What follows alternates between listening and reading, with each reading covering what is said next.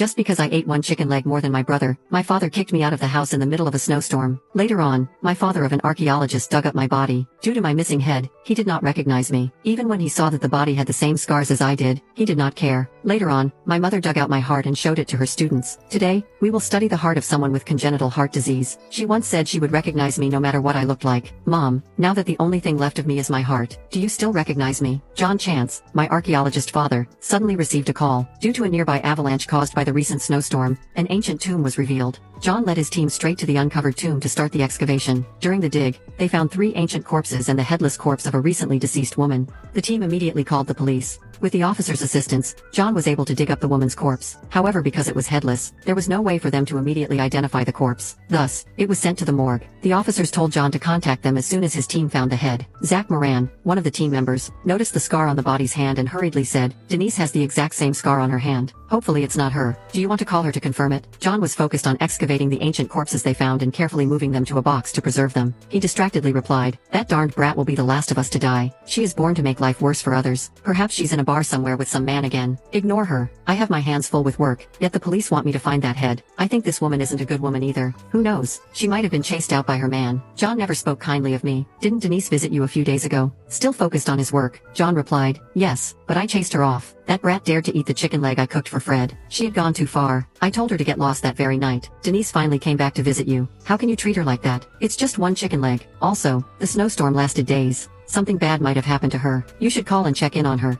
Zach said. In a fit of rage, John threw his tools to the side and started screaming at Zach. "Are you crazy, Zach? Her mom doesn't even care about that brat. Why should I care about her? That woman was flirting around with all those men back then. Who knows if the brat really is mine? Why are you so worried? Is she yours? You are so irrational." Zach had no choice but to keep his mouth shut and go back to his work. Back when I was 3 years old, John found out that Wendy Sawyer, my mother, had remained in contact with her first love. Hence, he firmly believed I was not his. The fatherly love I enjoyed disappeared since then. I was curious, would John be upset if he knew that body was mine? At the end of the workday, John had carefully put the ancient corpses away. Then, he happily went to the market to buy groceries. The food he bought was all meat and Fred's favorites. He had completely forgotten about the headless corpse. The lady who sold vegetables called out to John, wanting to give him some cauliflower. "John, I saw Denise a few days ago. Here, take some cauliflowers. They're her favorite. Girls these days don't like greasy food. They prefer something lighter," she suggested. John hurriedly waved his hands to indicate no. "No, thank you. Fred doesn't like vegetables. He prefers all meat dishes. Also, Denise never visited us. You're mistaken. She's a heartless child. Why would she ever check in on me? Anyway, she dislikes cauliflower." Despite what John said,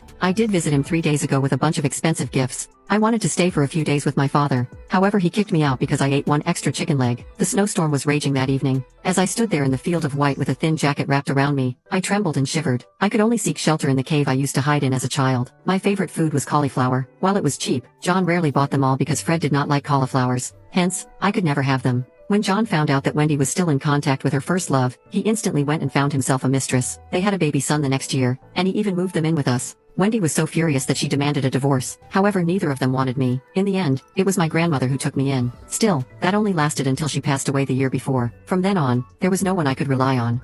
I followed John as he continued shopping. "I'm buying this for my son. His grades have improved. He even moved up 10 ranks among his class. I have to reward him." In reality, Fred only went from last in the class to 10th to last. Even though I was always the top student of my year, John never praised me. Instead, he would say to me, "What's the use of good grades? You have surely inherited your mom's loose morals. You'll be kicked out of the house when you cheat on your husband anyway. With how ugly you are, no one would even want you." Due to his hate of my mother, he hated me as well. In reality, he would know for sure if I was his daughter with just one DNA paternity test. However, he never dared to get it done. He was afraid he would have hated the wrong people for years. Once John reached home, he began to work hard in the kitchen. Soon the air was filled with a fragrant aroma. Isla Jordan, my stepmother, walked out of the bedroom with a facial mask on her face. She tentatively asked John, "I heard you found the headless corpse of a woman this morning at the dig site. Has she been identified? How can we identify her without a head?" Still, I suspect she was kicked out of the house by her man because she did something wrong. That body was covered in bruises. It's easy to see that she was frequently beaten up. That made Isla let out a sigh of relief. She then walked over to hug John and coyly said, "My husband is the best husband in the world. You'll never hit me." John gave her a big kiss on the cheek. "Of course, you gave me a son. You're a great hero of the family, and not at all like my unfaithful ex-wife." Of course, I would never hit you. He then noticed the gold bracelet on Isla's wrist and instantly became wary. When did you buy this bracelet? This question mark. Fred gave it to me. He won a cash prize in the school's drone competition. He bought it for me with that money straight away, as expected of my son. He's such a good kid. Not long after that, Fred came home from school. The family of 3 sat down and enjoyed their meal amidst laughter and cheer. I also sat down on a chair to silently watch them. My grandmother made me live with my father when I started middle school, as he lived closer to my new school. However, I never once ate at the table. I had to sit behind the door on a stool all on my own while they happily enjoyed their meals. As they dined, John kept praising Fred for his improved grades and gift for Isla. Suddenly, he asked, "Why does the bracelet look so familiar?" Isla immediately spoke up. "Gold bracelets all look the same. You might have seen it in a shop before." John went back to his meal without a single hint of suspicion. How I wished he would probe further. That was the bracelet I wore when I visited him a few days ago. Still, no matter how loud I shouted, John did not hear me. I felt a tugging sensation. Suddenly my soul was brought to the morgue of a hospital. My body was being autopsied.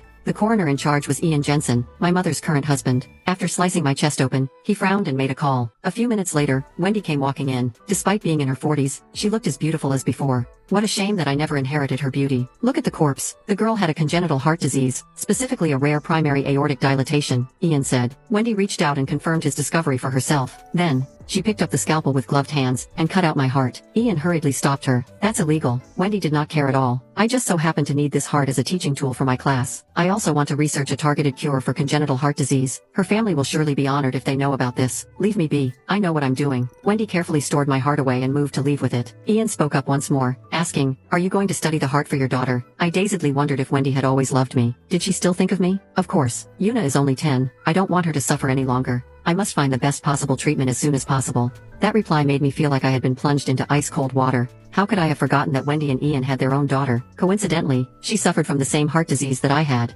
However, Yuna grew up fair and healthy with her mother's tender care. I rarely saw my mother after I was 5, and all of my grandmother's retirement funds had gone to my surgeries. Naturally, I was incredibly thin due to a lack of nutrition. Afterward, I followed Wendy home and watched her warmly coax Yuna to bed, and then iron out every inch of Yuna's outfit for the next day. At that moment, I was overwhelmed by jealousy. Yuna and I were both Wendy's daughters. However, I had never enjoyed Wendy's maternal love. "Mom, look at me," I said. No matter how much I called out to her, I did not receive a response from Wendy.